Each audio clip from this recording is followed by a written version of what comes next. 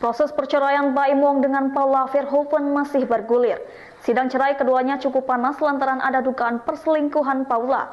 Diungkap oleh pihak Baim Wong bahwa Paula tak pernah membantah adanya dugaan perselingkuhan. Hal ini disampaikan langsung kuasa hukum Baim Wong, Fahmi Bahmid. Pun dirinya mengatakan Paula tak mengakui telah berselingkuh dari Baim Wong. Pasalnya Paula tak membawa bukti untuk menyangkal. Fahmi juga menjelaskan bahwa saksi-saksi yang didatangkan Paula tak bisa membantah tuduhan perselingkuhan tersebut, karena sampai hari ini tidak ada satupun saksi yang membantah persoalan tersebut.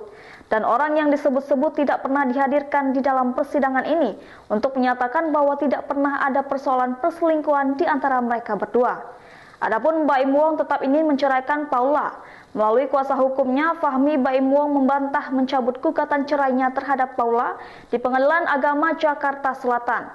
Menurut Fahmi Bahmid, Baim tidak pernah memiliki keinginan untuk membatalkan gugatan cerai terhadap Paula.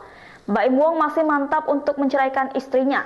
Sejauh ini Baim sudah menghadirkan bukti, saksi hingga ahli. Dalam bukti tersebut, Paula diduga berselingkuh dengan sosok pria yang bukan muhrimnya berduaan di suatu tempat. Baim sendiri merasa hal itu sudah melanggar syariat Islam.